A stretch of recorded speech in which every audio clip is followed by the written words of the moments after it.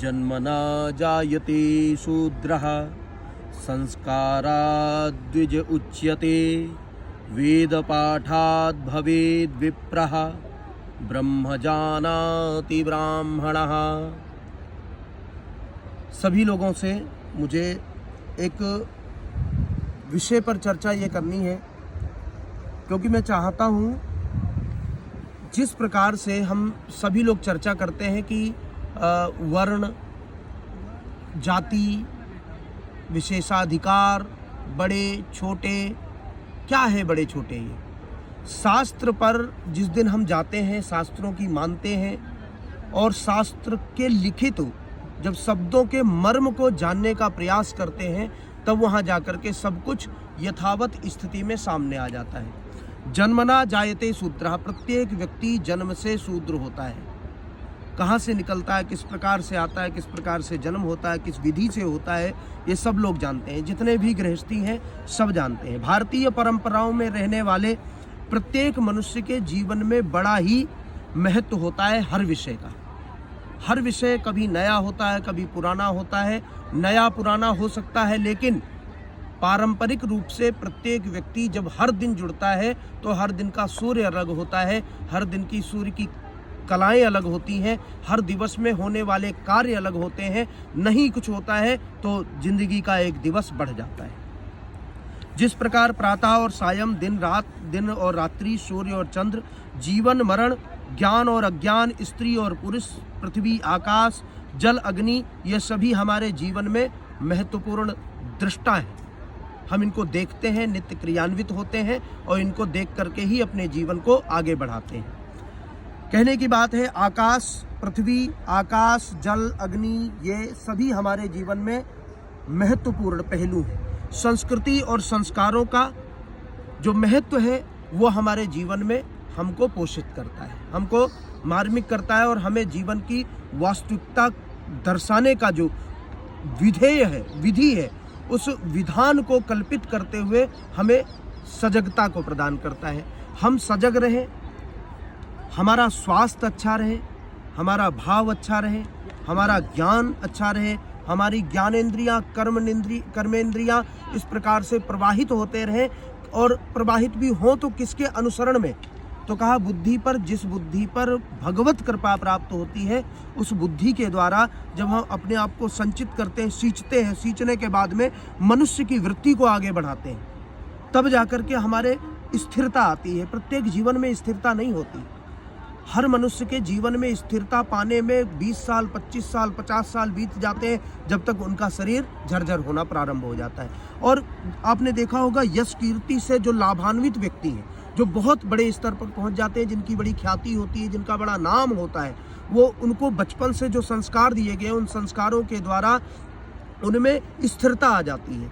वो हर विधि को, हर कला को, हर जगह अपनी हिलती हुई डगर में डगमगाते नहीं हैं।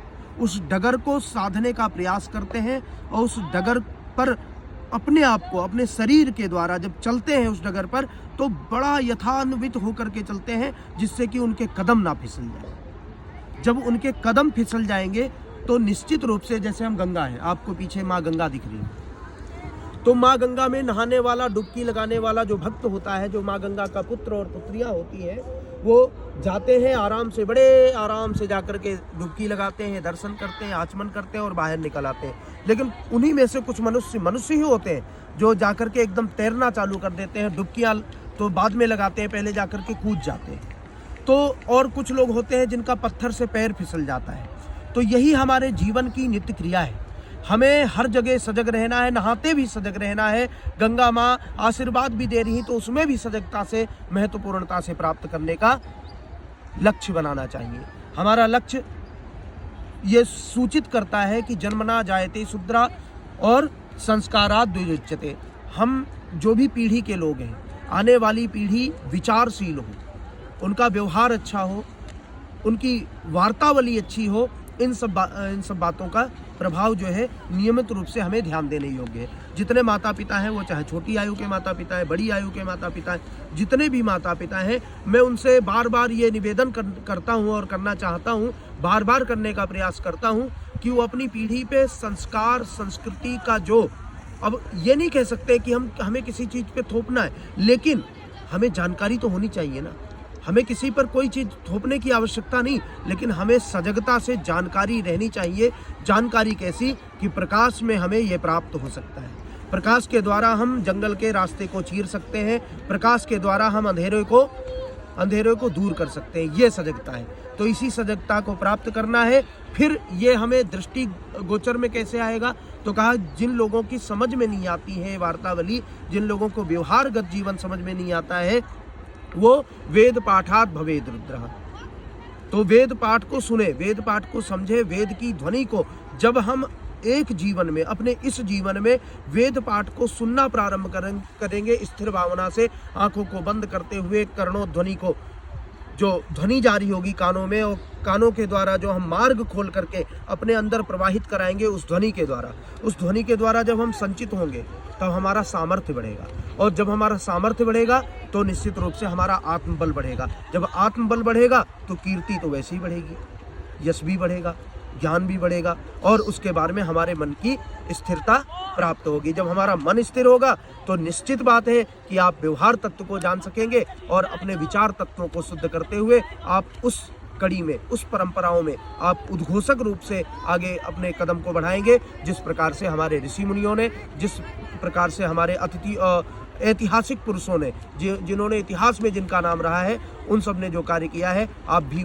उसी कड़ी में हैं। मेरी इच्छा है कि आप सब उस कड़ी को देखते हुए विचार तत्वों को खुद शुद्ध करते हुए समाज को शुद्ध करें और व्यवहार तत्व को शुद्ध करें। जय गंगा मैया, जय माँ।